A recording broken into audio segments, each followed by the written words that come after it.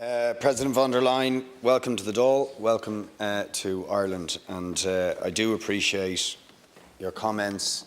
about Europe's commitment to ensuring there's no hard border on the island of Ireland, or that the exit of Britain from the European Union shouldn't in any way adversely impact on the peace on this island. But to be honest, nobody would thank me, I think, out there in the world if we use this opportunity just to slap each other on the back. So I'm going to raise some issues where I think there is concern and indeed necessary criticism of the European Union. First of all, to take up the last point, we are suffering, that made by Deputy Shortall, we are suffering an absolutely devastating housing and homelessness crisis in this country. It is shameful what is going on. The number of people in emergency accommodation suffering hardship as a result of this housing crisis. And while so much of the responsibility lies with successive governments failing to address it,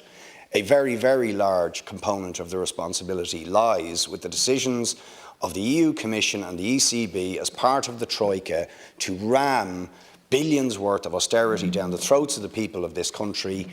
which have precisely left us with this legacy of an utterly devastating housing crisis. And I think it is long beyond time that the European Union acknowledged their mistakes in imposing that austerity and the devastating consequences it has had. I also note that this week you have, and I support you in this, called for a tribunal to be established to investigate the undoubted, to my mind, undoubted war crimes of Vladimir Putin in Ukraine. And I think we all share in condemning the utterly barbaric, murderous invasion by Russia of Ukraine, and support the people of Ukraine in their struggle for self-determination. But I really have to say, on the week when it is the International Day of Solidarity with the people of Palestine, for you not to simultaneously call for an investigation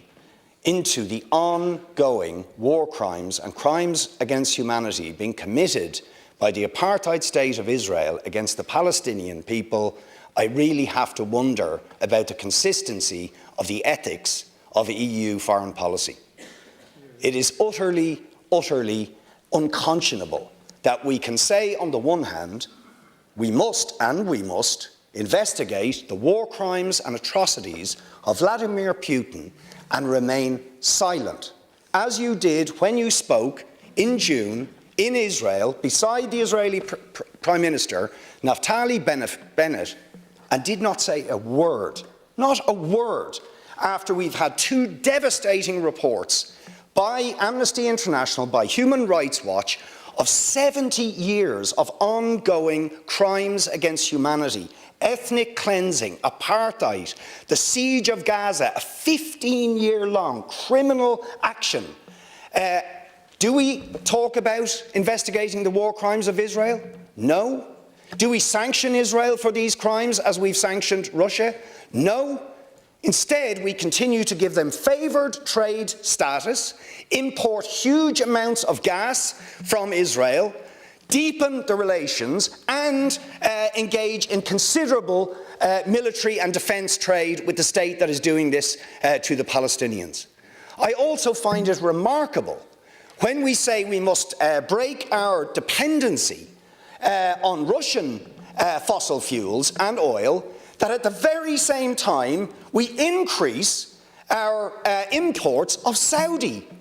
oil. Ironically, the Saudi Arabia this year has doubled its imports of Russian oil and is effectively laundering Russian oil, but we are now importing more from the Saudi dictatorship, one of the most brutal dictatorships in the world, that just like Vladimir Putin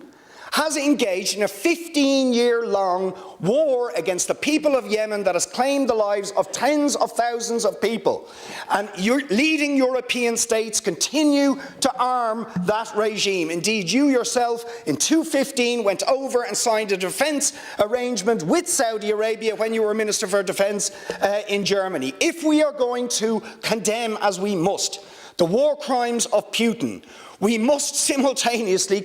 condemn all war crimes against humanity, even when they are committed by people that the European Union perceives as allies like Israel or Saudi Arabia, or those that arm and support them. And I would say finally on that regard, it is similarly unconscionable when the European courts have found against the EU-Moroccan trade agreement, which involves essentially taking the resources of the occupied Western Sahara people, fish resources and mineral resources, that the EU Commission has lodged a legal appeal against its own courts in order to continue a trade deal that is robbing the people of Western Sahara of their resources while they are subject to an illegal occupation of their land and territory. President, we have to have consistency in our foreign policy, in our ethics and in our morality if we are going to be taken seriously as defenders of human rights and opponents of war.